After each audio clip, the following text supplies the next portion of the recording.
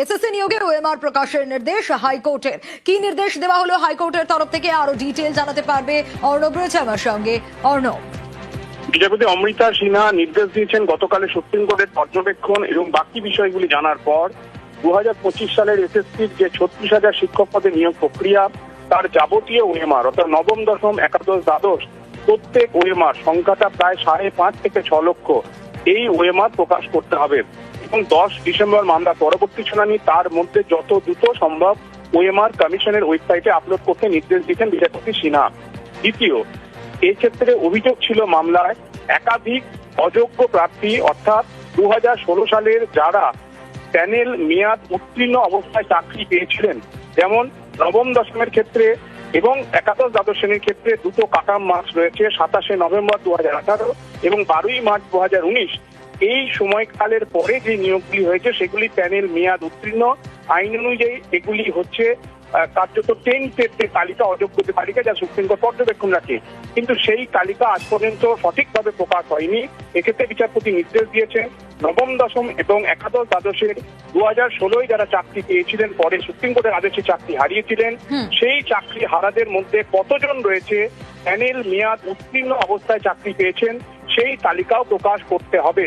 এবং মামলাকারীদের যুক্তি, এই সংখ্যাটা প্রায় 6 থেকে 6,500 হবে এবং তাদের অভিযোগ নতুন নিয়োগ প্রক্রিয়ায় ওই প্যানেল মেয়াদ উত্তীর্ণ যারা অযোগ্য তারা সুযোগ পেয়েছে, যা সুপ্রিম কোর্টের নির্দেশের পরিপন্থী।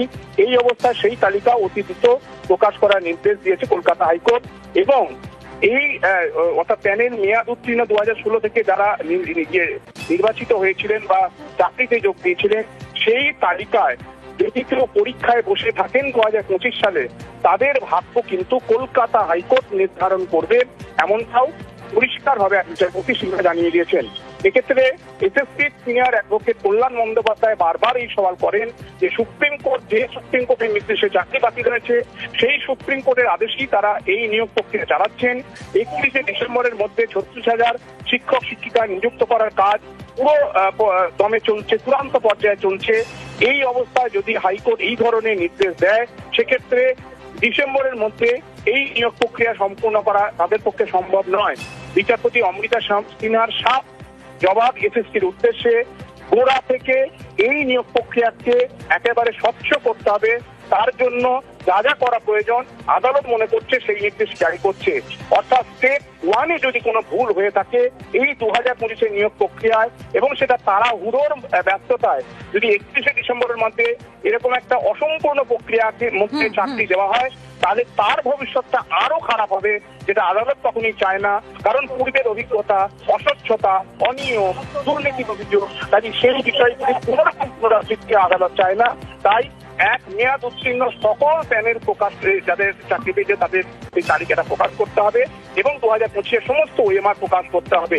এই প্রক্রিয়া থেকে, বিচারপতির এই মন্তব্য থেকে এবং গতকাল সুপ্রিম কোর্টের পর্যবেক্ষণ থেকে একটা বিষয় স্পষ্ট, 31 ডিসেম্বরের মধ্যে 35,600 বা 700 এই যে শিক্ষক নিয়োগ প্রক্রিয়া, যার রেজাল্ট ইতিমধ্যেই প্রকাশ পেয়েছে, একাদশ, দ্বাদশের ভেরিফিকেশন প্রক্রিয়া প্রায় শেষের দিকে, এই প্রক্রিয়া আদৌ সম্পূর্ণ করা যাবে কিনা সেটাই একটা বড়সড় প্রশ্ন চিহ্নের সামনে এসে দাঁড়িয়েছে এই মুহূর্তে। কাজেই হয়তো এসএসসিকে, হয়তো মধ্যশিক্ষা পর্ষদকে, হয়তো আবারও সুপ্রিম কোর্টে ওই 31 ডিসেম্বরের ডেডলাইন বাড়ানোর জন্য নতুন করে তাদের আবেদন করতে হতে পারে, এমনটা আইনজীবীরা বলছেন।